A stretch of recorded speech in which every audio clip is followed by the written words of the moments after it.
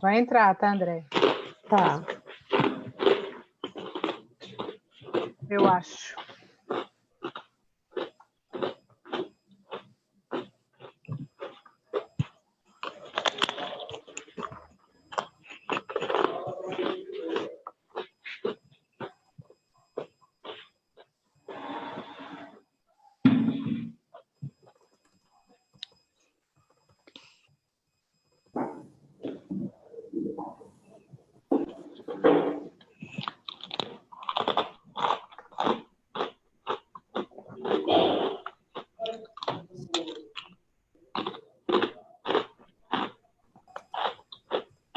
Tá no Face, tá, acho que tá rolando, Andréia. Oi, Kátia. Tudo bom? Tudo bom? Oi, Andréia. Que saudade. Como é que você tá? Mudou os Eu tô no mato. Madeixas. É que eu tô no... Ah, é, ó. Trouxe as madeixas. Coisa boa, tudo bom? Tudo. Já posso começar a fazer curso de novo? Kátia, tá rolando! Uhul! Tá rolando! Estamos ao vivo no Facebook, minha gente. Ai, que no Facebook legal! tá ao vivo. Estamos ao Vou vivo compartilhar no aqui, Facebook. vou marcar a Digital House. Isso, marca aí. Pode? Oba! Vai lá. Deixa eu fechar o áudio do Facebook aqui, senão vai ficar dando delay. Exatamente. Vamos lá. Tá na minha página, Andréia? Tô na sua página. Beleza. Então, estamos ao vivo no Facebook. Mais um webinário Digital House, parceria com o Facebook. Hoje nós vamos falar da jornada do herói. Vamos começar daqui a alguns minutinhos. Estamos aguardando. Eu não sei se o professor Tupi conseguiu entrar. Boa tarde a todos. A Glaucia já está aí. Oi, Kátia, pessoal, boa tarde, tudo Glaucia. bem?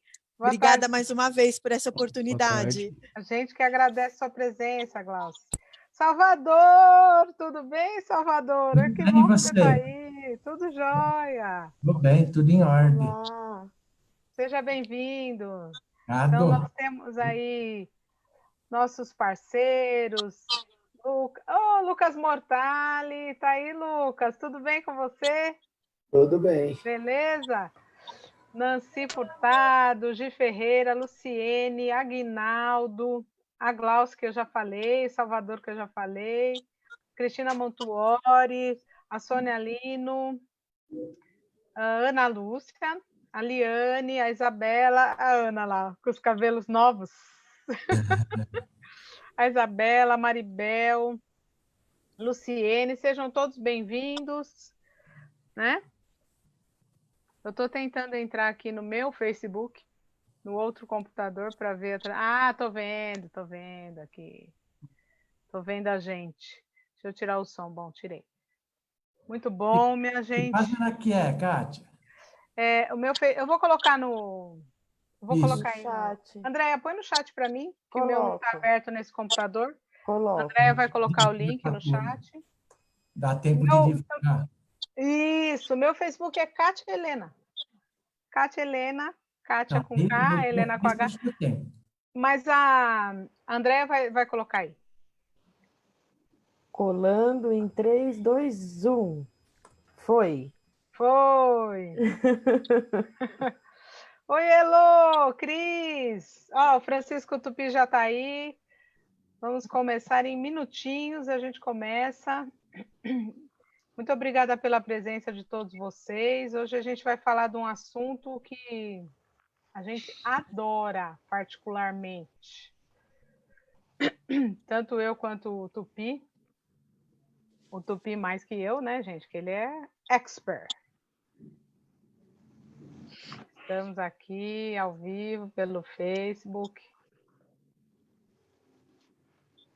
O meu WhatsApp resolveu que ele não vai funcionar agora. Tudo bem, certo. A gente não está em transmissão ao vivo pelo YouTube, não deu certo, mas na próxima a gente consegue. Né? Cada coisa de uma vez. Cada dia uma plataforma. Cada dia uma plataforma. Eu já abri 10 vezes a apresentação. Aqui a gente fez uma apresentação toda carinhosa para vocês, como sempre, para poder compartilhar com vocês. A gente começa daqui a alguns minutinhos. Se eu só abrir a apresentação aqui, a gente já começa.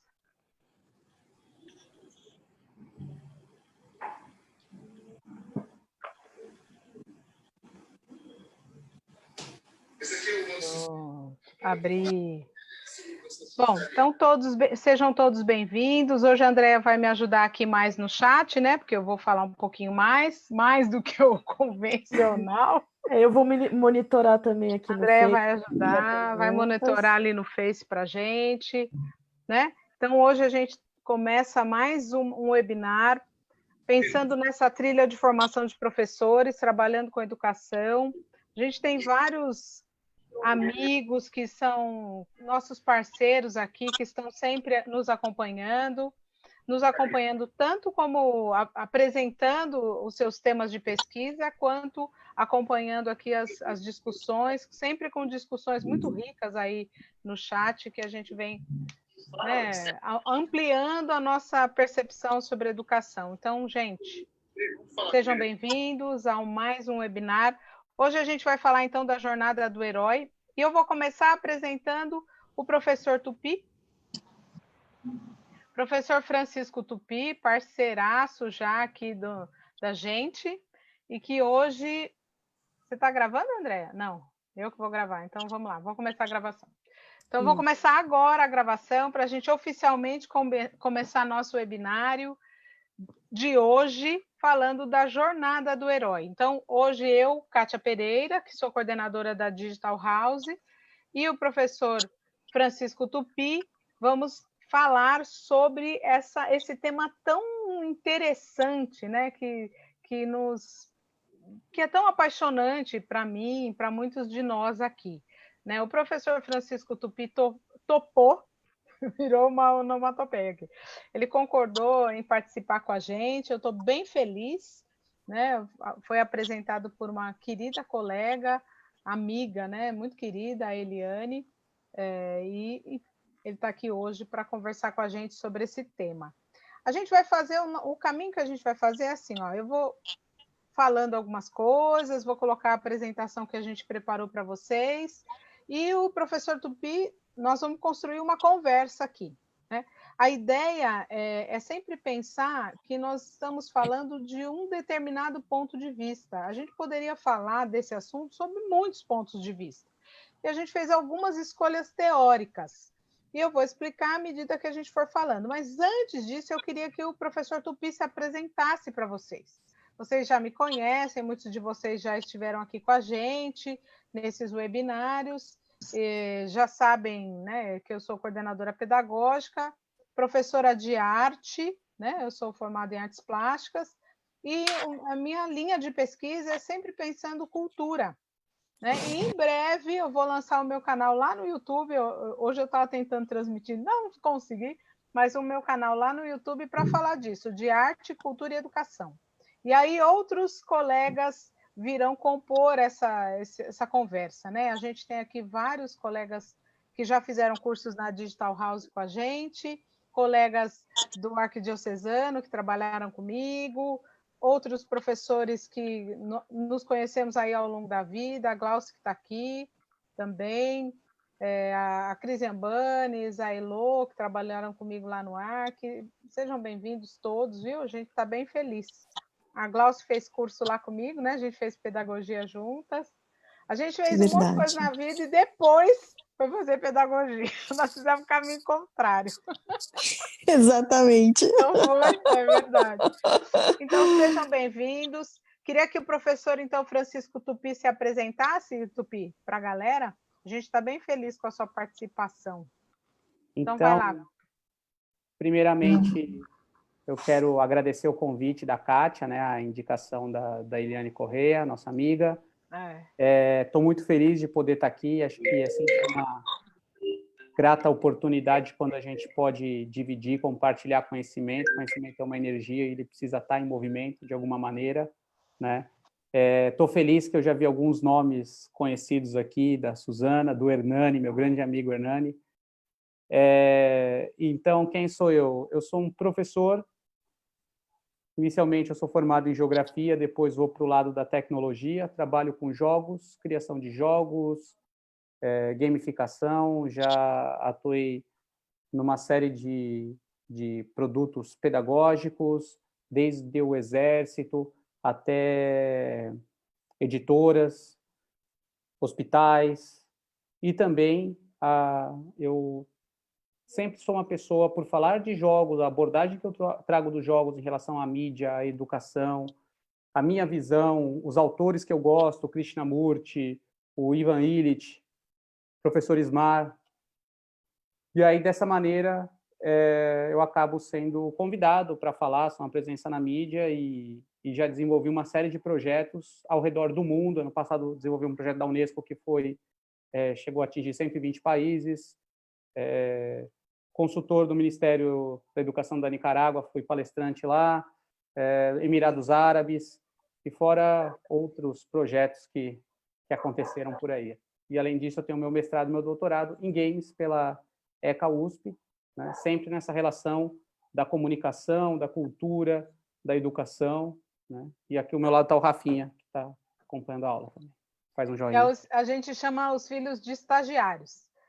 São os estagiários que nos acompanham. Tudo bem aí, Rafinha? Sim. A gente sempre fica muito feliz quando os filhos participam também, viu, Rafinha? Então, seja bem-vindo. O Rafinha, ele é neto da minha esposa, então ele é quase como se fosse um netinho honorário aqui. Olha só! São os estagiários, são os estagiários. Seja bem-vindo, viu, Rafinha? Eu vou compartilhar aqui a apresentação para a gente começar a falar e o professor Tupi, a gente vai conversando aí juntos sobre esse nosso tema. Estão vendo já a apresentação, será? Sim. Agora eu consigo testar. Estão vendo a apresentação? Sim. Engraçado, lá no Facebook não aparece. Interessante, né? Porque Aparece sim. Aqui tem um delayzinho. Você fica numa janelinha. Ok, é verdade. Os dados ficam numa janelinha e está aparecendo sim o template. Tá? Que é um delay bem grande, né? Agora que eu vi. Bom, então, o nosso tema, nós vamos falar sobre narrativas virtuais, sobre contos maravilhosos, e a gente vai começar falando um pouco de... Vamos ver, aqui. Vocês já sabem que a missão da Digital House é transformar a vida das pessoas por meio da educação, e eu penso que todo professor tem isso dentro de si. E nós vamos começar falando de inclusão digital. Nós estamos vivendo um momento em que há uma necessidade imensa, né, em função do isolamento social, de que a educação ela se dê por meio do sistema remoto.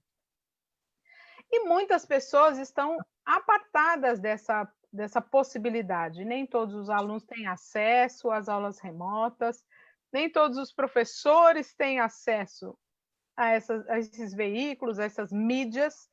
E aí nós vamos falar um pouco de inclusão digital. E para pensar em inclusão digital, a gente precisa entender um pouco além. E aí eu trouxe aqui uma referência, né, na arte. Vamos assistir uma cenazinha só.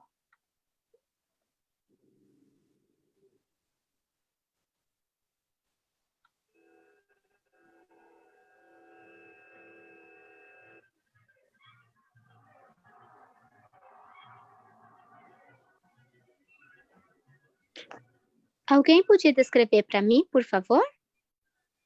A gente está vendo uma cena do Tempos Modernos, do Charlie Chaplin. Tem uma esteira rolante cheia de peças de uma fábrica. Eles são 3 operários numa fábrica, apertando parafusos, correndo desesperadamente, porque a esteira continua rolando e ele continua apertando. Aí ele é engolido pelo Charlie Chaplin, num certo momento, que é o operário, apertando o parafuso, ele é engolido pela máquina.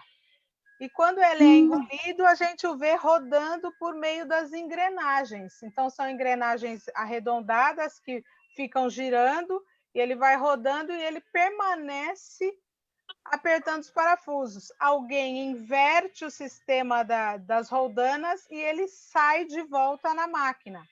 É isso que a gente acaba vendo. Né? Ah, tá, entendi.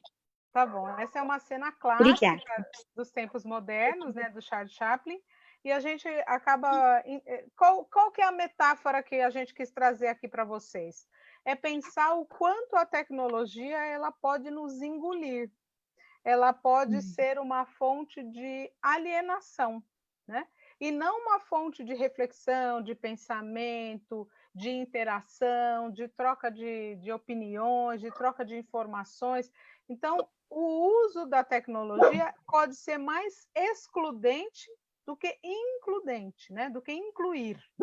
Então, a gente trouxe essa cena exatamente para pensarmos essa discussão.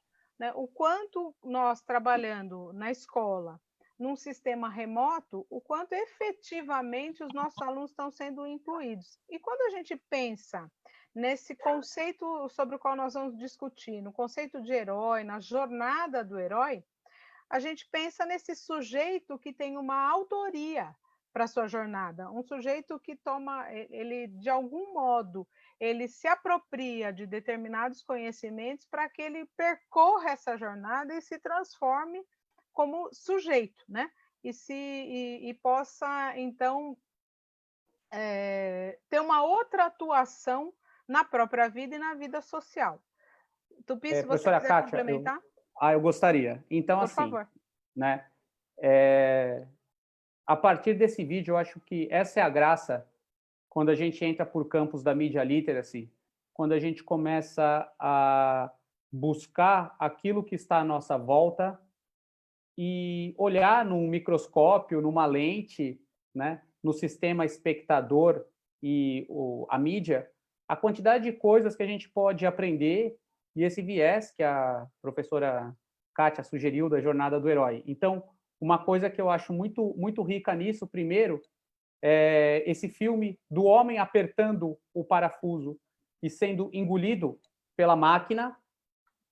Dá para a gente fazer um paralelo a um documentário do professor Paulo Blickenstein, que tem toda aquela ideia do aprendiz mão na massa, da cultura maker, né?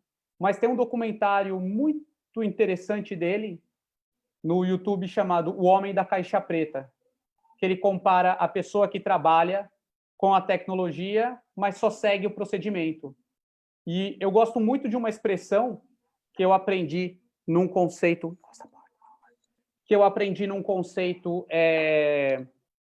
outro conceito de aprendizagem na arte marcial, que diz assim, eu posso assoviar uma música, mas assoviar uma música, eu não estou sendo um músico, eu não sei os acordes, né? Então, essa relação de como a tecnologia ela existe e eu posso ser um usuário, eu posso ser um espectador passivo, mas eu também, caso tenha uma boa orientação, tenha um professor, tenha uma informação correta, como que aquilo pode se converter em uma fonte de aprendizado. E a outra coisa, o outro parênteses, antes da gente continuar a fala, porque tem tudo a ver com narrativa, essa fala que a gente tem, esse momento que a gente vive, não é uma revolução tecnológica, porque nada foi inventado, é uma revolução cultural, que a gente está aprendendo a tirar o melhor dos recursos que a gente tem. E, dentro disso, o filme mudo acabou de me lembrar uma entrevista que eu li do Johnny Depp, que ele fala das expressões dele, e o que eu trouxe para as minhas aulas.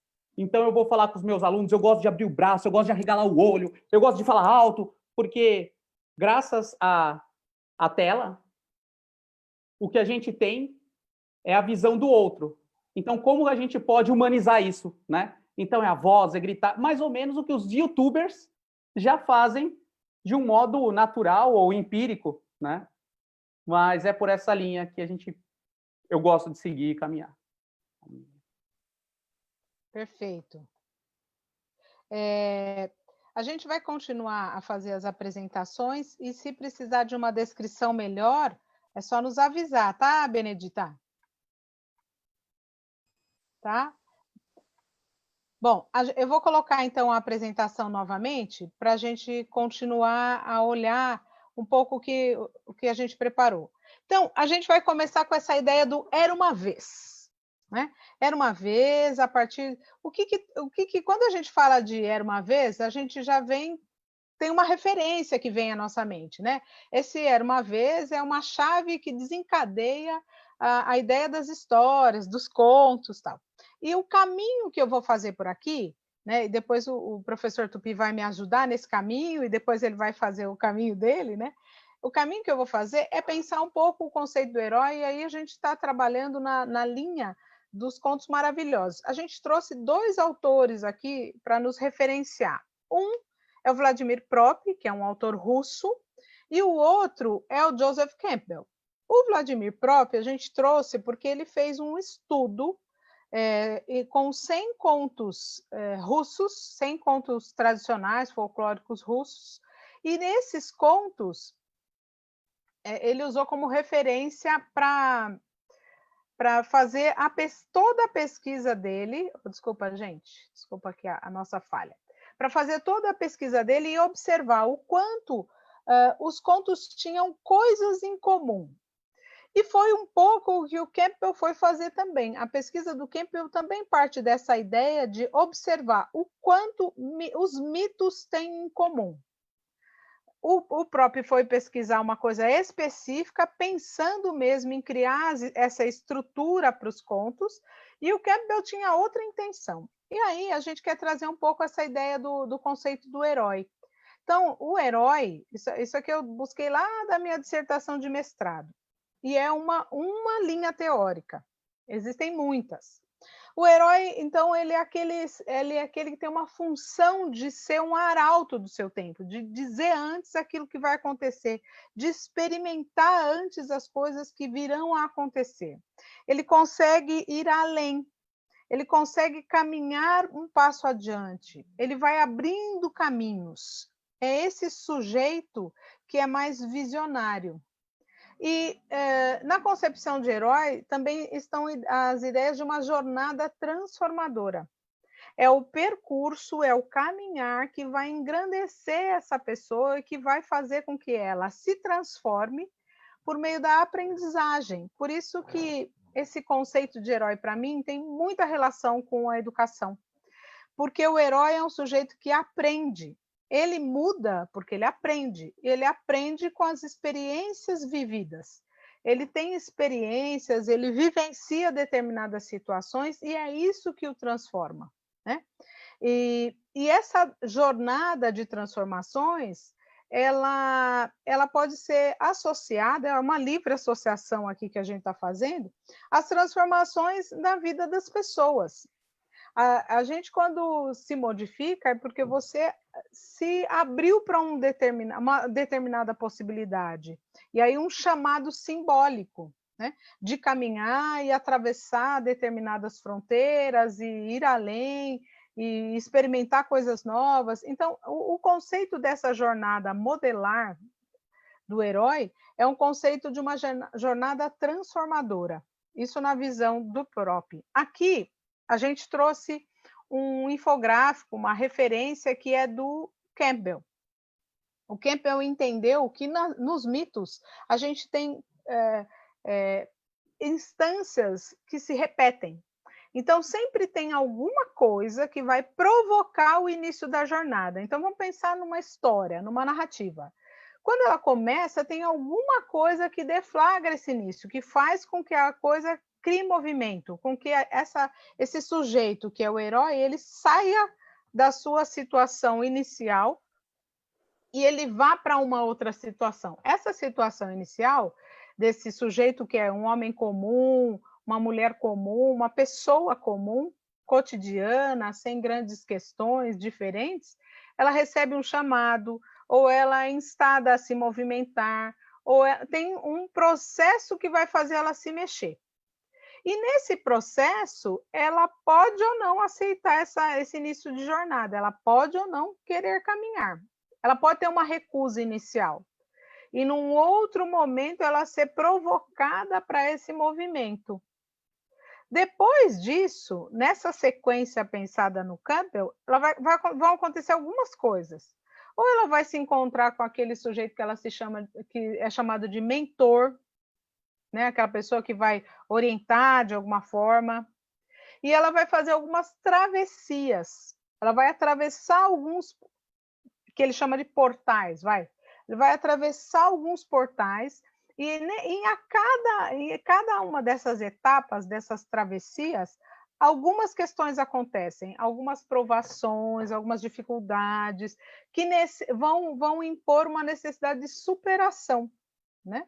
E nessas superações, o herói pode encontrar ajudas de amigos, ajudas de outras pessoas, ela vai encontrar embates, ela vai encontrar o herói vai encontrar provocações, e é todo esse movimento que vai fazendo com que ele aprenda com essas experiências.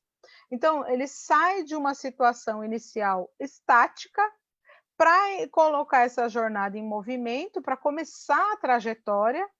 Essa trajetória, ele vai encontrando percalços e ele vai encontrando modos de aprender com pessoas, com situações, com experiências.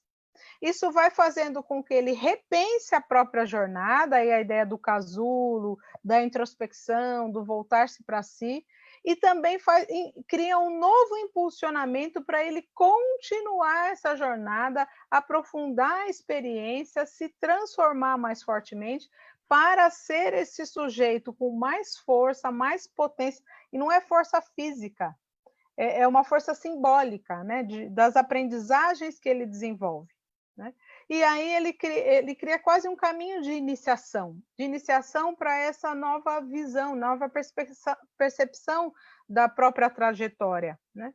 E aí, a cada situação, tem um pouco de abandono, tem um pouco de vida e morte, de abandonar uma experiência anterior para incorporar outras experiências e para se transformar nessas experiências. Então, a jornada do Campbell, ele vai sempre construindo um movimento quase como uma espiral, de voltar para uma situação e sair maior, voltar para uma situação e sair maior. Eu estou vendo ali o Tupi querendo... Vai lá, me Tupi. segurando. Eu estou vendo você. Você me interrompa quantas vezes você quiser. Tá ótimo, professor. E tem algumas contribuições aqui no chat. Aqui. A hora que vocês quiserem, eu posso colocar aqui para vocês. Tá bom. Tá bom. Então, esse tema é algo que nos rodeia a todo e qualquer momento, principalmente em relação às mídias, principalmente as mídias que os nossos alunos consomem, né? Então, eu não conheço tanto o Prop quanto a professora Kátia, mas o Campbell, eu li eu muito. Não conheço tanto o Campbell quanto o professor Tupi.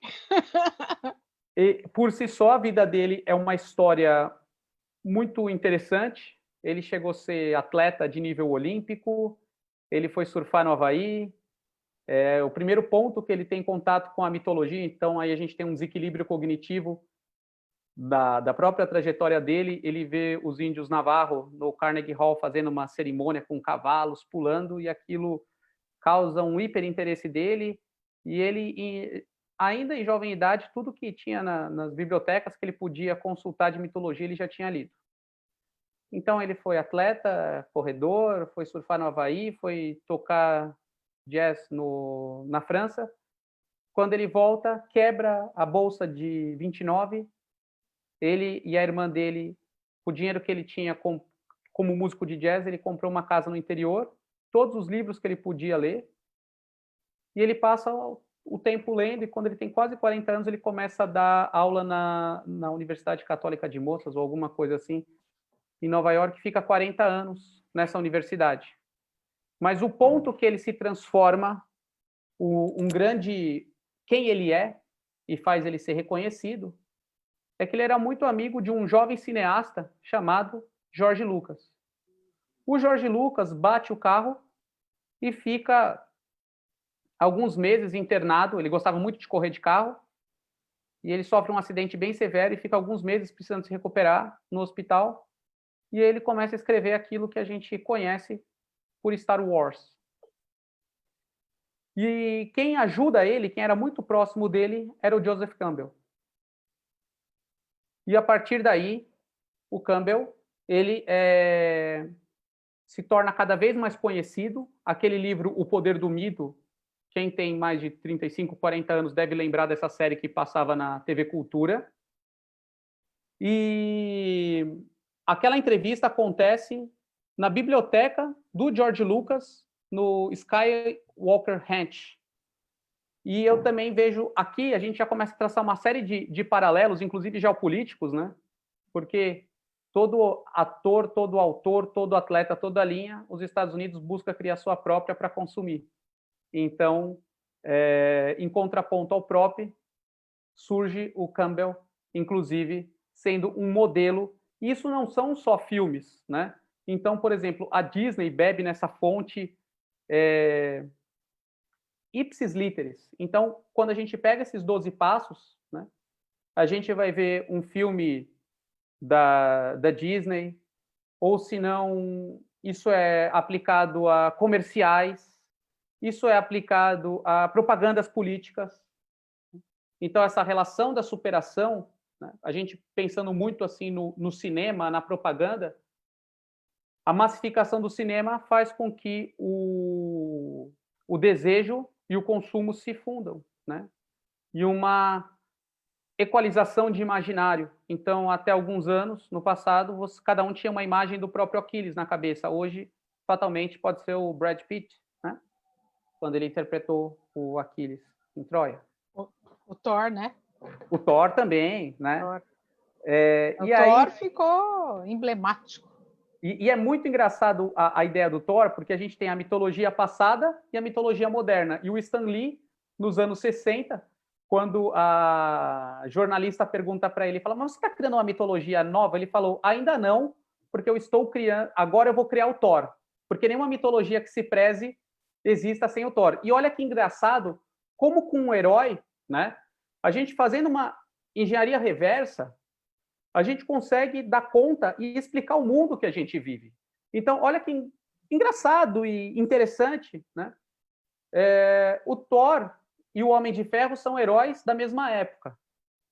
O Thor, ele ganha sucesso nos anos 70 porque ele era um hippie, né? Ele tinha cabelo comprido, ele viajava na ponte de arco-íris, fazendo até alusão ao LSD.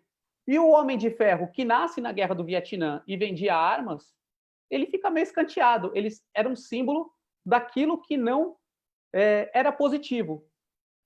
Em 2010, ele começa a capitanear a franquia do cinema. Por quê? Porque talvez a tecnologia fica próxima da nossa vida cotidiana.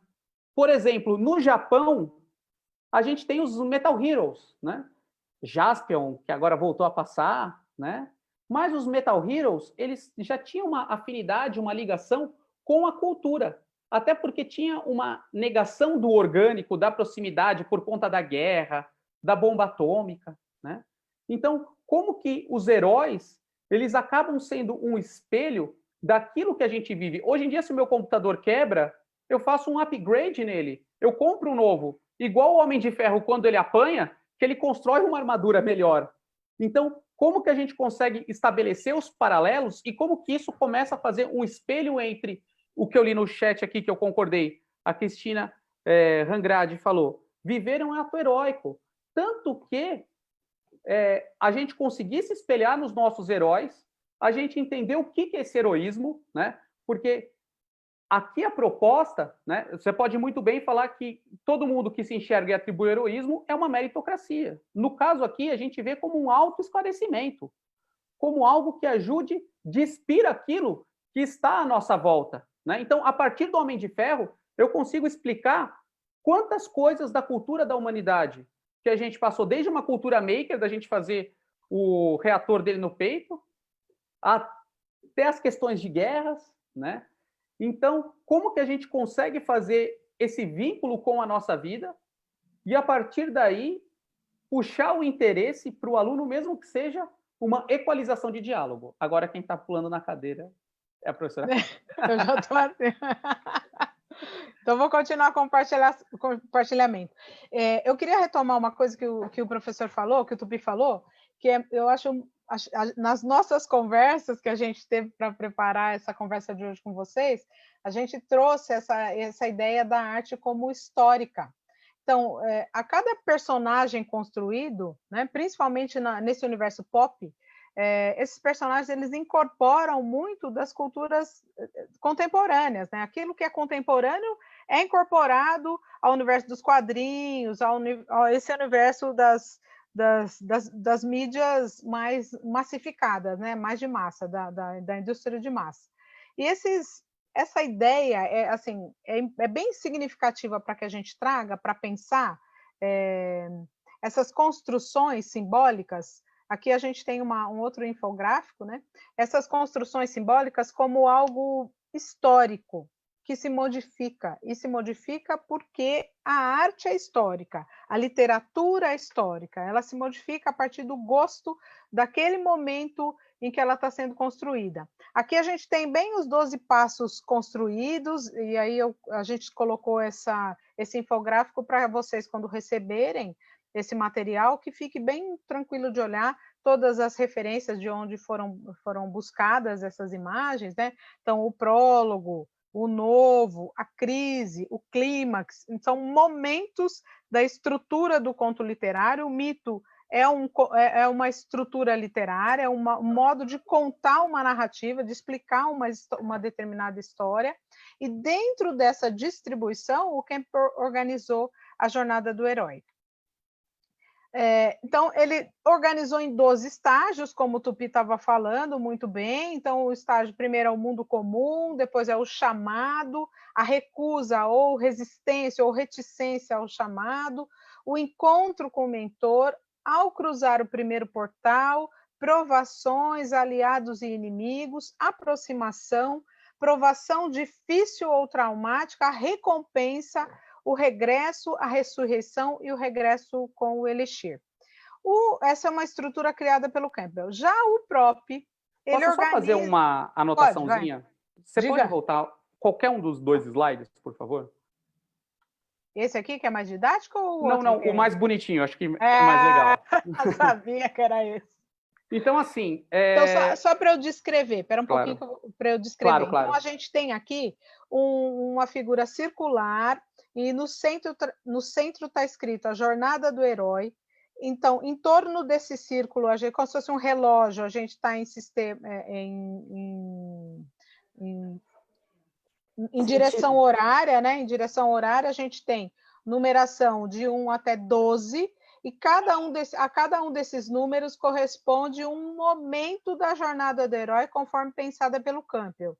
Conforme eu falei há uns minutinhos atrás, né? Sai do mundo comum, e lá no final, no número 12 da jornada, é o retorno com o elixir. Eu acredito que todo professor aqui, né, professora, esteja vendo isso e pensando, né, como aplicar na minha aula, como entender, ou como aplicar com o meu aluno, né? Então, assim, a gente tem uma série de ideias que podem ir desde uma atividade simples até algo mais complexo, e até uma expressão que eu gosto muito, baseado no educador Dido Krishnamurti, que, embora no Brasil não seja tão conhecido, mas o próprio José Pacheco aplicou muito ele na Escola da Ponte, que traz um conhecimento chamado que a escola ele fala que a educação é uma terra sem caminhos, que cada um tem que fazer a sua educação, né, pegar o conhecimento, e a partir daí, então, existe toda uma relação simbólica.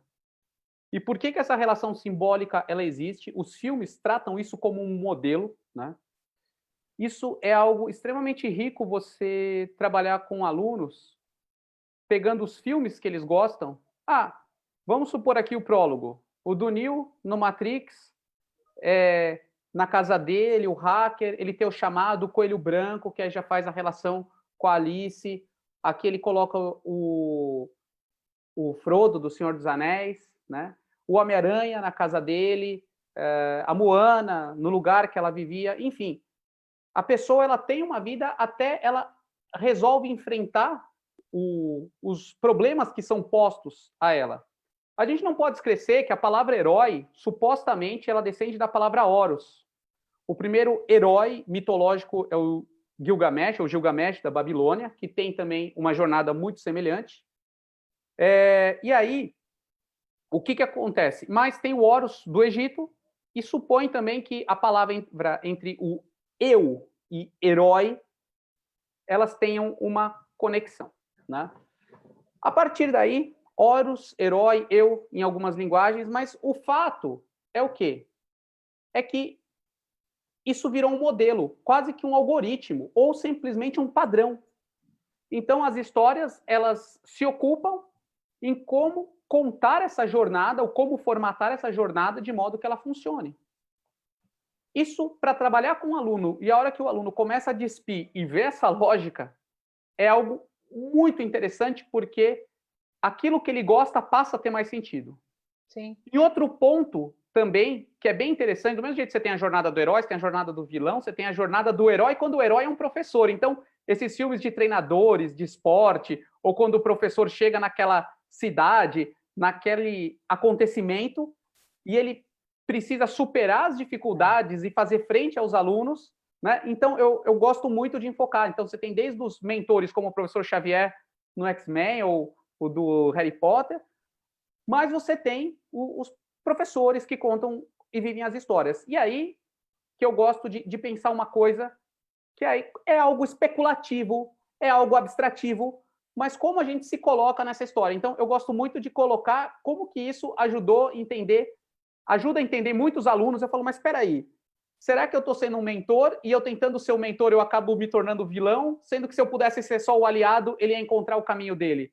Eu gosto muito de falar disso em relação à minha vida, né, que eu sempre tive o meu tio como um mentor e o meu pai com ciúme, sempre ele acabava perdendo a oportunidade de ser um companheiro e às vezes até um vilão, né? A hora que eu comecei a colocar a minha jornada heróica na jornada heróica das pessoas que me cercavam, onde cada um estava, isso ajudou muito. Às vezes a gente lidando com uma sala, qual que é o heroísmo dessa sala? Como eu vou provocar o heroísmo coletivo? Nós, latinos, o nosso modelo heróico não é um modelo individual, é um modelo coletivo, né? De ir para a rua, fazer a manifestação, né? A questão do que a gente estuda, o quilombo, né? O sindicato, né? A escola, a família, né? Então, esse modelo é um modelo muito associado à América Latina, que vem da Europa, que começa também em oposição ao individualismo, no qual países como os Estados Unidos, o próprio Japão, as narrativas elas colocam. Então, isso é muito bacana na qualidade da gente entender o mundo que acontece à nossa volta, a gente despir o mundo, a gente refletir, porque isso é aquele assunto que, em algum momento, nerds já tiveram quem ganha uma briga, o Pernalonga ou o Darth Vader, e não chegam a uma conclusão e ficam conversando, mas o exercício, né, de especulação, de pensar, de chegar num ponto, ele é muito mais rico do que a resposta em si. Sim, sem dúvida. Não, e isso que é interessante para a gente pensar a jornada do herói, né? Olhando para o Campbell e olhando para o Prop, que é outra linha de pensamento. O Prop ele criou uma morfologia dos contos, ele era um estruturalista e ele foi organizar o que de permanente tinha nos contos. E, nesse sentido, ele dialoga com o Campbell, apesar de serem linhas de pensamento diferentes, mas porque eles foram buscar o que tinha de permanente. E aí, para nós, professores, é muito interessante, porque eu já tive experiências de trabalhar, de transformar eu transformei esse modo de pensar do Prop num jogo para crianças de fundamental iniciais. E as crianças, jogando esse jogo, elas recriaram as histórias. Então, é um pouco disso que você está falando, Tupi. É pensar como a própria experiência ajuda a contar, a criar narrativas. E quanto mais potentes as narrativas que os nossos alunos criarem, mais a gente está estimulando não só a imaginação, mas a autoria.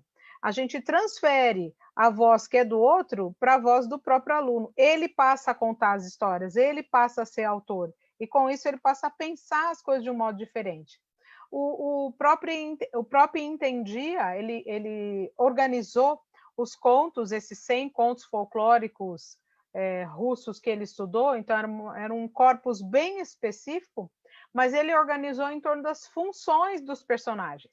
E ele entendeu que havia um número limitado de funções e uma sequência nos contos que ela se repetia. Um pouco o que o Campbell fala. O Campbell cria uma sequência que se repete. O próprio fez uma coisa semelhante. No estudo dele, ele fez de um modo semelhante. Bom, e aí ele entendeu, ele estabeleceu 31 funções narrativas dramáticas e ele repetiu essas funções. Essa carta aqui, linda, maravilhosa, né, que é do distanciamento, o link que eu coloquei para vocês aqui tem as 31 cartas, elas estão abertas, a gente pode baixar. Uma mais bonita que a outra, meio nessa linguagem meio xilogravura, que ele fez meio... É gravura, não é xilo, porque né, tem uma linha mais... Mas se vocês podem baixar e podem trabalhar com seus alunos em sala de aula para pensar essa estrutura dos contos e para provocá-los a conversar sobre essas estruturas. O que é esse distanciamento, né? Para cada uma dessas funções narrativas, o que elas representam nas histórias? Eu fiz uma síntese aqui das funções narrativas, que elas se organizam a partir de como você dispara uma narrativa, como é que ela começa a se desenvolver, o que vai acontecendo ao longo do tempo na narrativa, no caso do próprio, nos contos folclóricos russos, e o que decorre dessas situações que acontecem ao longo da trajetória da jornada do herói. Então, o distanciamento, a proibição, tudo isso está dentro da estrutura dos contos, que vai fazer com que a história aconteça. E para ela acontecer, e aqui eu vou me deter um pouco mais, o próprio ele estabelece o que ele chama de esferas de ação dos personagens. Então, ele designa os personagens não pelo que ele é, mas pelo modo como ele atua, pelo lugar que ele ocupa naquela história. Então, a situação, a esfera de atuação do agressor. E aqui eu quero fazer uma diferenciação, por isso que eu vou me deter um pouco aqui. Ó. Então, ele estabelece 7 esferas de atuação. O agressor, o doador, o auxiliar, a princesa e o pai. Vamos lembrar que ele estava falando de contos folclóricos, então o personagem, essa aristocracia, a monarquia estava muito presente nesse tipo de conto. O mandador, o herói e o falso herói. O que isso quer dizer? Aqui ele gera uma ideia de complexidade, porque o agressor ele pode ser simultaneamente o doador. Então, quem é o doador? Aquele que dá o objeto mágico para o herói. Então, vamos pensar assim, ó, o herói saiu da sua casa, foi provocado a sair por algum motivo, então ele recebeu um chamado e por conta disso ele teve que sair da sua casa. Ao sair, ele vai encontrar situações no caminho que vão fazer com que ele tenha que tomar certas ações, ele tenha que pensar certas coisas, escolher um determinado caminho e tal. E ele encontra alguém no meio do caminho que lhe dá um objeto mágico. Normalmente, um objeto mágico é dado como recompensa por alguma coisa que ele conquistou, né? Mas vamos dizer, o doador deu e ao mesmo tempo esse doador pode ser um agressor. Ele pode fazer alguma coisa contra o herói. Então, o que é interessante a gente começar a observar é que os personagens eles são complexos. Mesmo que haja uma morfologia, mesmo que haja uma estrutura pensada de modo a ter um início, um meio, um fim, a gente tem que pensar que as narrativas elas são complexas. O que eu quero dizer com isso? É que dentro de uma esfera de ação, a gente pode ter mais do que um significado. Quando eu criei o jogo do herói, esse jogo que eu estava contando para vocês, que eu criei para usar lá na pesquisa de campo, os próprios alunos, ao jogarem, me mostravam isso. Quando um aluno, um menino, escolhia ser uma princesa, ele escolhia fazer uma experiência diferente daquela que ele estava acostumado a vivenciar, ele se abria para uma nova possibilidade E ele começava a entender que ele podia atuar conjuntamente com outros personagens, com outras esferas de ação, ou com o falso herói, e que o falso herói ele podia conter em si também elementos do próprio herói. Então, o personagem não é linear. Eu estou vendo bastante gente aqui no chat, eu vou interromper um pouco aqui para poder... Aliás, estava esperando uma respirada para contemplar, então, vamos lá. Aqui. E as manifestações do Facebook também. Tá bom. Então, vai trazendo aí para mim. A Cristina aqui no chat do nosso Zoom, ela está dizendo assim, no momento que nós passamos, quem são os heróis? Os alunos que tentam aprender de uma forma diferente, ou o professor ir ensinar, ou os dois? Essa é uma pergunta muito boa, muito boa. A Cristina Iambanes está dizendo o seguinte, na vida, consciente ou inconscientemente, somos heróis e vilões, e faz parte de nossa humanidade aceitar humildemente essa duplicidade não maniqueísta. Não maniqueísta. E só para trazer aqui do Facebook... a Júnia Botelho está dizendo o seguinte... Júnia, querida! Tá minha comadre! Coisa boa. Ela está dizendo aqui que somos muito criativos e conseguimos trabalhar os contos a partir desses teóricos, né? Desses teóricos que você está trazendo aqui, né, Kátia e Tupi, para a nossa conversa. Mas ela diz o seguinte, vejo aqui nas escolinhas do interior uma carência de bagagem que eles têm. Ela, inclusive, está dizendo que vai compartilhar essa conversa, porque pode ser muito útil para enriquecer esse momento nas escolas do interior que ela comenta aqui. Que legal, que bom. A gente fica feliz, porque o nosso objetivo é esse mesmo, é ajudar os professores na sua formação e convidar parceiros para conversar com a gente sobre essas questões. A Cris Iambanes trouxe uma coisa muito legal, quando ela fala do maniqueísmo. Quando eu estava conversando com o Tupi, quando a gente estava conversando, nós falamos exatamente disso, porque acho que o grande ganho desses teóricos que a gente trouxe, esses dois, a gente trouxe só os dois hoje, para cá para conversar, o grande ganho é pensar para além dessa visão de bem e mal, para além dessa visão polarizada entre uma coisa que nega a outra, né? A gente está querendo avançar nessa reflexão, trazer personagens complexos que possam ser mais do que uma coisa. E a gente, quando estava conversando, nós falamos do Coringa. Porque o Coringa, ele inverte, quem narra a história é um sujeito que se constrói ao contrário, que ele se constrói pela falta, ele se constrói pela exclusão, ele está fora o tempo inteiro, e a cada vez que ele vai ficando mais e mais fora, né, ele vai se construindo como um sujeito que ele pensa e constrói a sua própria narrativa ao contrário do que se espera na construção original, digamos assim, né? Então, quando a gente olha para essa construção de um personagem como o Coringa, a gente consegue, eu diria, reumanizar esse tipo de personagem. Então, olha que interessante, quando você conta a história do ponto de vista do Batman, é uma coisa. Quando você conta a história do ponto de vista do Coringa, é outra coisa. Desculpa. Não, só concluir. Termina, claro. Foi isso que os alunos me mostraram ao jogar. Eles, quando o aluno pegava uma carta de personagem, que ele tinha que ser o anti-herói, que ele tinha que ser o falso herói, né? Porque eles eram cartas distribuídas, ele pegava o falso herói. Ele construía essa narrativa de um jeito totalmente diferente, né? Não como a gente esperaria do falso herói, mas ele criava a possibilidade mais humanizada de olhar para esse falso herói. Vai, Tupi, aí depois a gente pega o que a Glaucia está falando.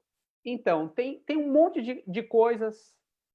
Vamos nos ater aqui no maniqueísmo e nos exemplos. Então, talvez o único exemplo que o maniqueísmo realmente exista, a classificação bem ou mal, positiva, negativa, seja dentro do campo religioso. As jornadas heróicas, elas também estão sendo revistas porque a gente está num esgotamento, né? Sim. A gente vive numa era onde são heróis, são histórias para todos os lados. Daqui a pouco, né, foi feita uma pergunta aqui excelente, mas a gente volta para falar do Fernando Chuy, que ela é excelente desse ponto de vista, desse chamado, mas vamos trazer para os filmes, né? Então, no momento que a gente tem um filme chamado Praia do Futuro, do Wagner Moura, eu não sei se vocês já viram, mas o filme... Esse eu não vi. Ele acabou não sendo famoso porque ele, ipsis literis, a jornada do herói ao contrário. Então você vai num filme buscando até um completamento, no sentido do Piaget, biológico, né, da narrativa, porque, por exemplo, as narrativas, elas pressupõem dialogar com o nosso lado cognitivo. Não é à toa que ele tem esse lado. A gente pode até pegar o Richard Dawkins, que fala que nós somos geridos por um gene egoísta, mas do mesmo jeito que a gente tem um desequilíbrio cognitivo, que quando a gente chora, a gente quer tomar o leite e a gente equilibra. Todo mundo aqui tem um tipo de filme predileto. Então, quando você, antes ia na locadora, hoje quando você liga o Netflix e começa a procurar, você está atrás de algum tipo de filme para te satisfazer. Quando você é satisfeito, o seu equilíbrio cognitivo, ele se iguala. Do mesmo modo que quando você... Se eu pegasse aqui e conversasse com um por um, fatalmente nós somos professores e estamos aqui por alguma lembrança audiovisual que a gente viu em um filme, que a gente viu em uma novela, que a gente viu em um documentário, e aquilo nos desequilibrou de tal forma que proporcionou que a gente se tornasse professor. Olha que loucura. Professor Clodoaldo Pavin, um dos fundadores do projeto Genoma, foi feita uma vez uma entrevista com ele pela professora Marília Franco, do Departamento de Cinema, sempre comparando com a educação, e ela que trouxe essa relação, né, minha grande orientadora, o guru na minha jornada, minha mentora.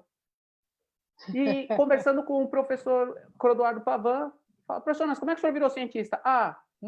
Nos anos 30, 40 da infância dele, ele cabulou a aula, que ele estudava no Liceu Pasteur, e foi ver um filme chamado O Cientista. E dali ele resolve quebrar a corrente da família dele, da cerâmica Pavin, e se tornar um professor de biologia. Então, graças a essa ida no cinema, a quantidade de pesquisas que a gente tem em genoma por conta de um filme de um interesse. E a gente tem que pensar também o quanto esses heróis, esse heroísmo, ele está associado a uma questão religiosa / entretenimento. Então, assim, se a gente pensar que existe um deslocamento do templo para o entretenimento, e isso na Grécia, porque os gregos, eles liam e viam as mitologias não como achava que olhar para o céu ia ver um Pégaso, mas ele sabia ter um filtro racional sobre a suspensão que a realidade da narrativa que era trazida. E em todo momento, isso é aplicado para chamar a atenção, para a gente buscar um filme, porque o nosso cognitivo conversa. Então, por exemplo, olha que interessante, pessoas viram o filme do Coringa, há quem diga que o Coringa é de esquerda, há quem diga que o Coringa é de direita. Porque a gente tem o nosso viés de confirmação, mas o mais importante é como que esse vilão foi construído. Quantas pessoas, inclusive eu, que não tenho vergonha de falar isso, já falei também, mas foi ver o filme do Darth Vader, quando o Anakin vira Darth Vader, ele sai chorando do cinema. E todo mundo sabe que o Darth Vader era o Anakin que virava o Darth Vader. Mas o fato é como também a gente tem narrativas esgotadas e a mídia está olhando para esses personagens que não tinham história e estão buscando identificações. A Malévola, na Disney. Né? A gente também tem o Thanos, na Marvel, ou o próprio Coringa, do filme do Chris Nolan. Ele não queria dominar o mundo, ele queria tocar o terror. E aí ele desconstrói aquela concepção do herói, né? Que é aquela pessoa que entendeu que na vida ele não ia poder fazer o bem, mas então ele ia devolver o mal. Né? E isso é tão engraçado como isso mexe com o nosso sentimento.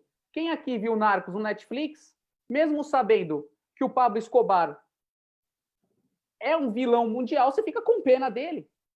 Porque a gente leva sempre para aquele tipo de bem, mal, herói, vilão. Né? E como o mundo de hoje, em função de redesenhar as narrativas, porque o próprio mundo mudou, né? E aí, só completando aqui, olha só que interessante. Cada momento, a gente tem uma narrativa. E eu vou voltar fechando da religião, tá? Então, os heróis, eles surgem, esses heróis que a gente conhece, Batman, Super-Homem, um pouquinho antes, na crise de 29, crash da Bolsa. Os bancos quebram. Quem quebra junto? As empresas que faziam talão de cheque. Fica um monte de formato de papel em tirinha, em talão de cheque. Por isso que tem as tirinhas de jornal. Porque aí era um tipo de entretenimento barato. Depois, você tem a Segunda Guerra, a era de ouro dos quadrinhos. O Atômico, né? Super-Homem, Capitão América. Depois a gente tem um período de latência e volta na década de 80, as gangues urbanas em Nova York. Batman, Demolidor, Luke Cage, os Defensores. E depois o 11 de setembro. Entre o 11 de setembro e a década de 80, a gente tem os heróis depressivos, que é onde a Marvel chega, que é a era negra, a era moderna dos quadrinhos, que é esse herói se humanizando. E no final, depois a gente faz a ligação com a gamificação, que é a gente conseguir manipular o herói, tá? E, por fim, né, a relação com a religião, o maniqueísmo, a gente tem muito daquilo que a gente espera da salvação dos heróis. Então, existe um TED de um criador de quadrinhos chamado Naif Al-Mutahya, que ele é um psicólogo haitiano, que ele fala que os heróis, a base heróica, ela vem de uma mitologia abrâmica, judaico-cristã. Então, ele compara que toda vez que o herói vai virar o herói, ele é anunciado como herói, vem de cima para baixo como o anjo Gabriel a Maria. Então, o morcego que pousa na cabeça do Batman, o próprio Super-Homem que vem de uma cápsula do outro planeta, a aranha que desce, a aranha nunca vem de baixo para cima, ela sempre desce para pegar o Homem-Aranha. E o que ele fez? No islamismo, Deus tem 99 nomes. E ele criou os 99, que cada uma dessas características, ele criou um super-herói, baseado numa linha heróica islâmica. O herói islâmico, ele não tem a negação. Ele é um herói que nunca fraqueja, para mostrar os votos, os valores, né? Então, aí a gente começa a ver o quanto tem esse lado cultural, mas aí eu vou deixar o gancho para falar mais para frente. Tá bom.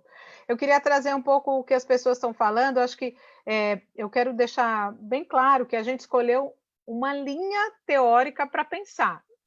Na verdade, duas linhas teóricas para pensar a questão do herói. Tem muita gente fazendo pesquisa e pensando coisas diferentes. A gente trouxe, nesse momento, por uma decisão didática até, esses dois pesquisadores, e assim, essa relação com a religião, ela precisa ser pensada com carinho e com cuidado, né? A gente pode discutir um pouco mais. E aí eu queria trazer um pouco a fala das pessoas aqui. O Fernando Chuy trouxe assim, ó, a partir da relação entre herói e o problema da tecnologia que vocês trazem aqui, pensei que há uma curiosidade sobre a relação entre heróis e tecnologia no universo das HQs. A tecnologia é elemento essencial das narrativas, porém associado ao seu desastre. Hulk, Homem-Aranha, Quarteto Fantástico, entre tantos outros, representam o erro da ciência como objeto da criação dos novos mitos. Será que isso não traz algum ponto interessante para compreendermos nossa concepção de herói no mundo contemporâneo? Eu acho que é fantástica essa reflexão. Isso aqui dá um estudo lindo. Acho fantástica essa percepção aqui que o Chuy trouxe para a gente.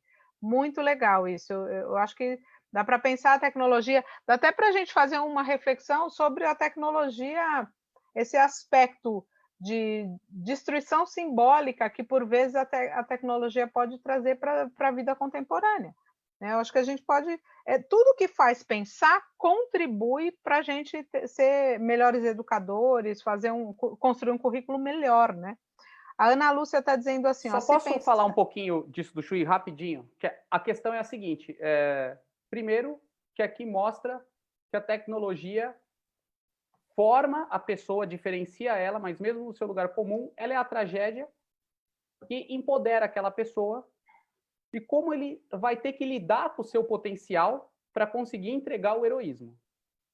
Basicamente, a gente tem duas vertentes heróicas que hoje tudo converge, tudo pasteuriza para o mesmo caminho, mas as narrativas fantásticas, elas caminham ou na ficção científica ou no misticismo.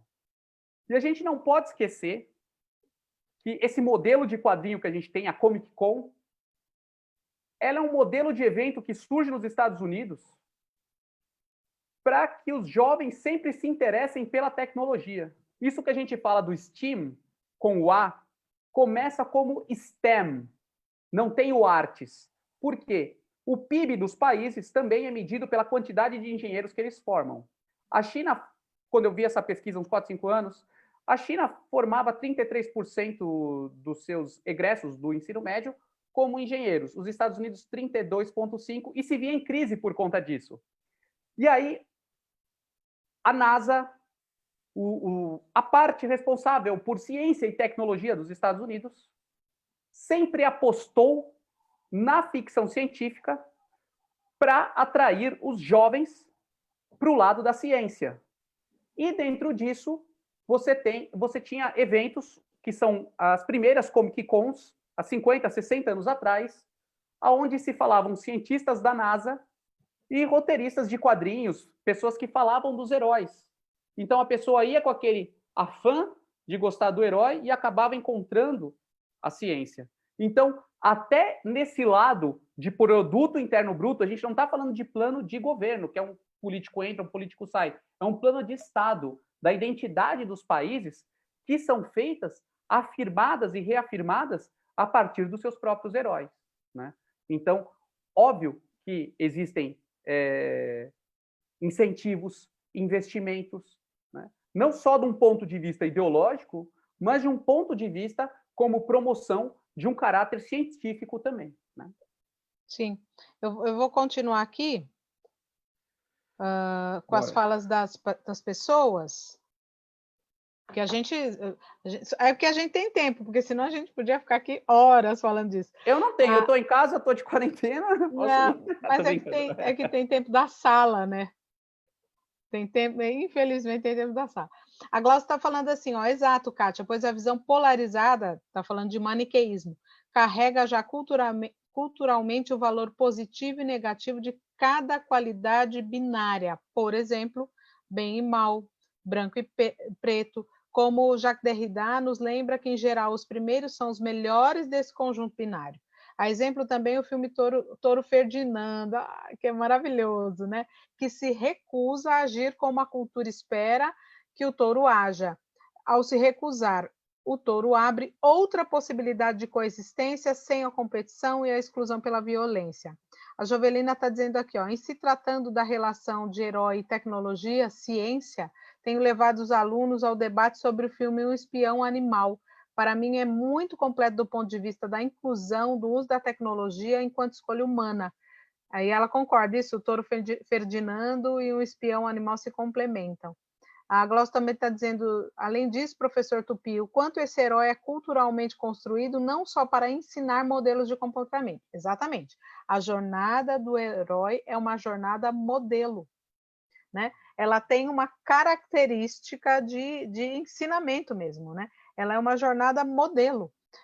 A Luciane está dizendo, escrevi um texto sobre quem são os heróis da sociedade, inspirado na série The Boys da Amazon. Opa, Luciane, obrigada, ela compartilhou o link aqui. Muito bom, vou copiar esse link para a gente colocar na apresentação e mandar para o... Você copia, Andréa, por favor? Porque assim a gente manda na apresentação para as pessoas, compartilha com todo mundo quando a gente for mandar a comunicação pós-evento. A Glaucia está dizendo, perfeito, porque inclusive o que chamamos de mito em dada cultura diferente da nossa é uma realidade para essa cultura, que é o que você estava falando lá dos 99 nomes de Deus, né? O Fernando Chui está falando, o A do STEAM vem a partir de uma concepção de arte bastante ligada ao design, à resolução de problemas, etc. Uma visão também tecnológica do que vem a ser a arte, de certa forma. Certamente. A gente tem que caminhar um pouco aqui para o... A gente tem uns 10 minutos ainda para o encerramento, eu vou avançar um pouco, só para... A gente falou um pouco disso dessa ideia do super-herói, diferentemente do herói exemplar, desse herói que tem uma jornada, que é uma jornada modelo, que tem uma intenção até didática, né? As histórias, elas ensinam muito e a gente pode trabalhar muito com a reflexão sobre ela, sobre cada esfera de ação, o que cada personagem representa, a complexidade das formulações dos personagens, da não dicotomia ou da dicotomia, nos permite pensar muitas coisas. E aí, para completar essa ideia, e aí para corroborar isso que o Tupi está falando, a gente conversou também com a ideia do super-herói, muito voltado para vender uma determinada ideia, muito ligado à sociedade de consumo, como uma determinada marca. Uma marca no sentido da marca do consumo mesmo, né? Um produto, né? Então, quando a gente começou lá a falar de alienação, né? A alienação da tecnologia, a alienação da própria produção, a alienação de determinado modo de contar histórias, que muitas vezes a cultura de massas acaba construindo, a gente vem costurando com essa ideia do super-herói como um produto cultural. E aí eu queria trazer uma historinha aqui para vocês, para a gente ampliar um pouco mais a concepção de herói. E aí a gente está fugindo bem tanto do Campbell quanto do Propp, mas misturando um pouco esses dois. A gente tem aqui o Kirikou.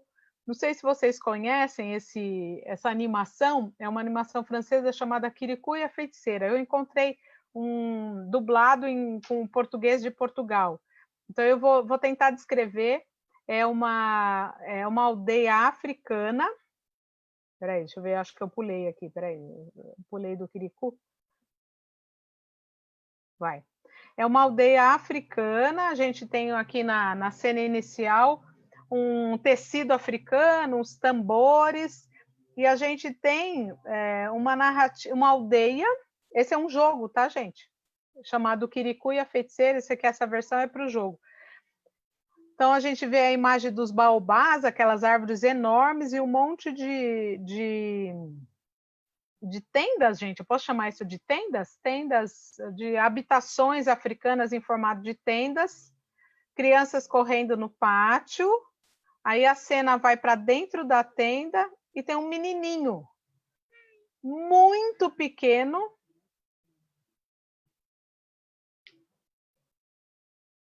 Ó, vou dar uma pausazinha aqui para descrever. Então, a gente tem a mãe do Kirikou e o Kirikou que acaba de nascer, ele nasce sozinho. Ela está sentada na casa, né? Ela está sentada no chão, com as pernas afastadas, ela está de lado, a gente não a vê de frente, e de repente sai uma criança de dentro dela. Acho que não deu para ver, a cena foi muito rápida. E ele já sai dizendo: meu nome é Kirikou. Quer dizer, e aí ele pede água para a mãe. E a mãe fala: uma criança que nasce sozinha pode se lavar sozinha, pode beber água sozinha. Aí ele se rasteja, ele é muito pequeno, do tamanho da mão da gente. Entra na tigelinha e vai se lavar.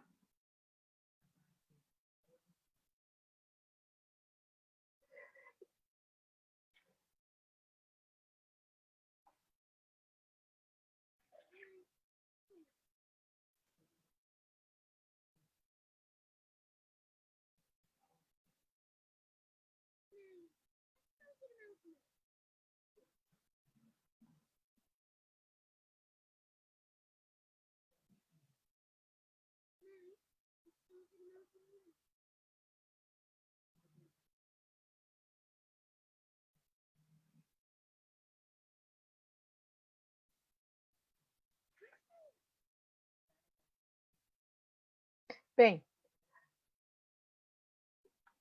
o trecho continua um pouco mais, e aí vai até o momento que ele vai até a Carabá, a Feiticeira. E essa história é muito interessante, porque é uma narrativa africana, tem toda uma ambientação africana, né, como se fosse uma aldeia africana, e o menino, o Kirikou, que é uma criança, acabou de nascer, então é ele quem vai enfrentar a Carabá, a Feiticeira. E o que o Kirikou tem de diferente?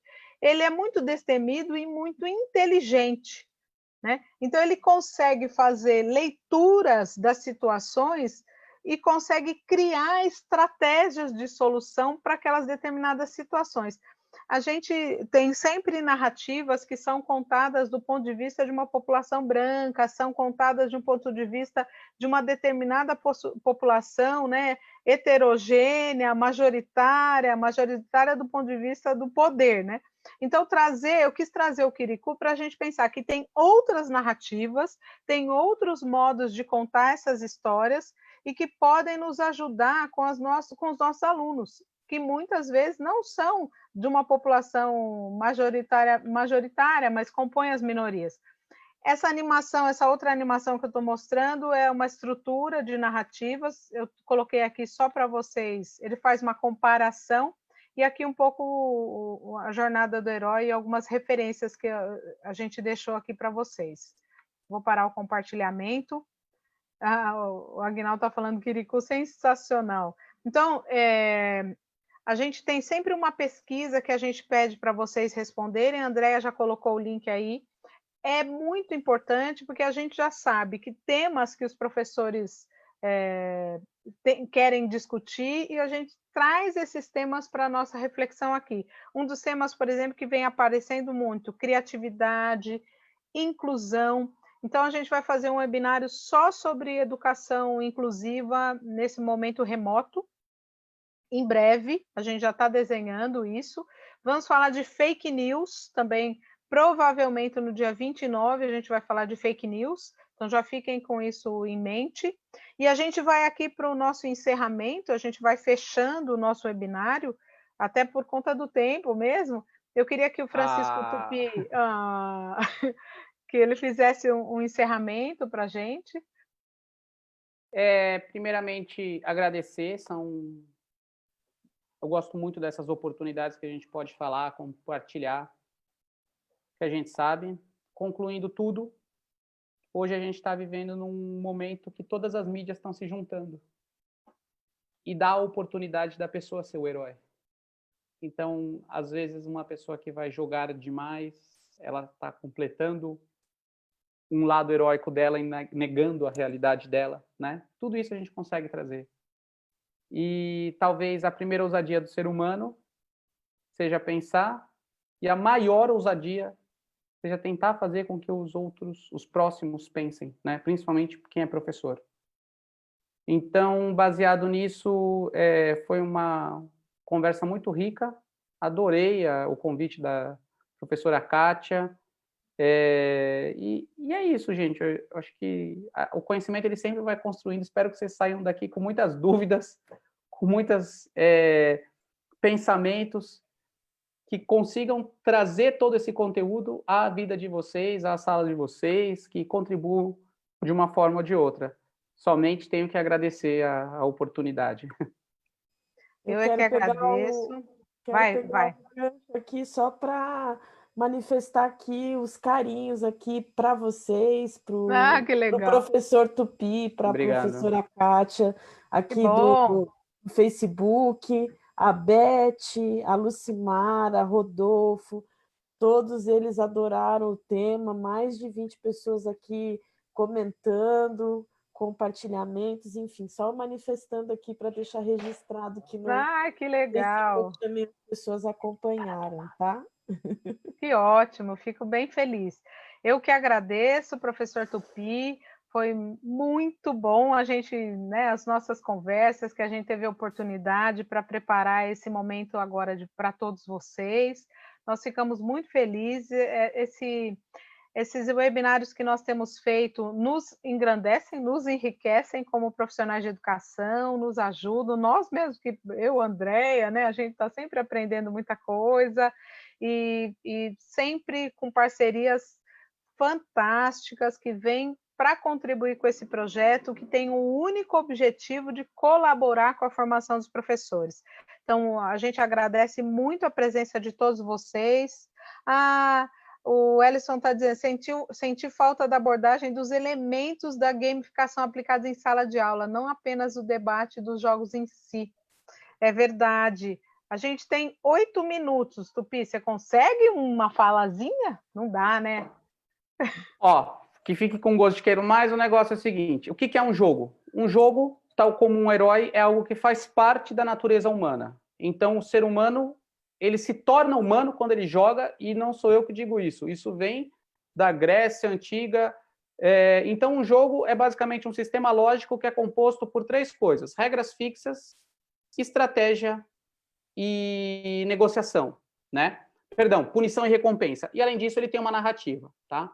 Então, quando não tem regra fixa, o jogo é brincadeira. Quando o jogo é regulado por uma entidade, ele é esportivo. O que acontece é que o que a gente tem na tecnologia é a interação.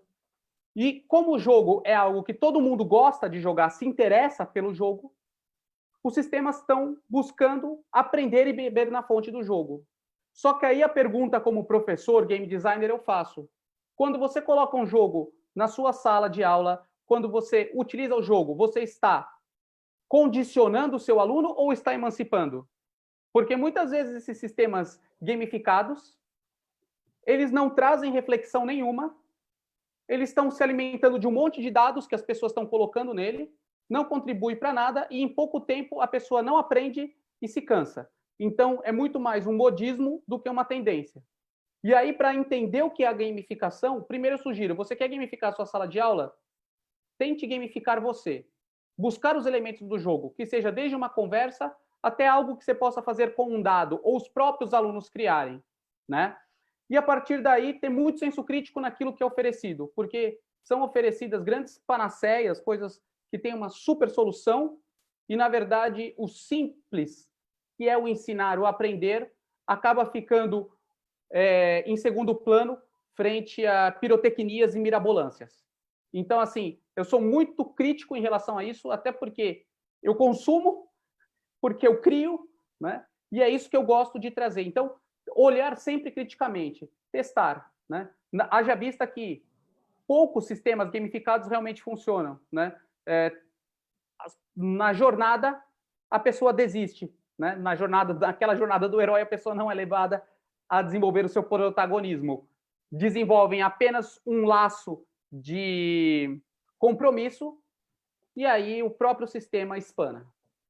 Mas, falei conteúdo de uma vida em curtíssimo tempo. Não, é verdade. Mas algumas pessoas estão pedindo para a gente fazer um webinar só sobre gamificação, protagonismo e gamificação. A Jovelina sugeriu, muito legal. Vamos sim. Esse tema é muito interessante. Então, eu dei um briefing ali, porque na minha pesquisa de mestrado, o objeto de verificação era um jogo. Por isso que a gente trouxe a jornada do herói dentro dessa proposta. Mas a gente vai fazer porque é um tema precisa aprofundar mais, sem dúvida. Aí a Luciene está falando, pessoal, como faz para falar com a Kátia? Eu gostaria de contribuir para o webinar. Vou te colocar. Luciene, meu e-mail vai aí para vocês. É katia@digitalhouse.com. No material que a gente vai mandar para vocês, também tem os meus contatos e do professor Tupi. Vou até colocar, vou compartilhar. Eu tenho 4 minutos, porque eles vão me derrubar da sala, viu, gente? Só por isso que eu estou avisando. Eu começo a receber o WhatsApp. A gente colocou alguns links aqui de textos, de material para vocês, algumas referências, e aqui contatos da gente, o meu e o do professor Tupi, tá bom? Os contatos estão aqui, a gente vai mandar para vocês, se alguém quiser fotografar aqui, fazer uma foto. Esses são do Tupi, aí vou voltar para os meus, tá bom? Aí, então, vou sair daqui, minha gente, parar de compartilhar. Eu agradeço muito a presença de todos vocês. Obrigada, Fernando, por estar aqui com a gente. O Fernando Chui eu convidei para fazer um webinário com a gente. Daqui a pouco ele vai estar aí também. Tem vários amigos que vão colaborar com a gente, né? A Eliane Correia, a gente vai conversar sobre redação. A professora Vera Longo vai fazer um webinário com a gente para falar de língua e literatura. A Glauci, que está aqui, vai falar de literatura. Ela tem uma pesquisa muito interessante sobre narrativas, do ponto de vista crítico. É muito legal o trabalho dela. Deixa eu ver quem mais está aqui que vai fazer com a gente. Acho que a Luzia não está aqui, mas a gente vai fazer um sobre inclusão, né? Sistemas de inclusão, inclusão nos tempos remotos, e assim vamos caminhando juntos, né, nesse processo. Fake news, como eu já falei. E quem tiver interesse de fazer algum webinário com a gente, pode mandar um e-mail para a gente, para mim, que a gente conversa sim, né? Olha, agradeço. André, você copiou o link do paper da professora Luciene? Você copiou, né?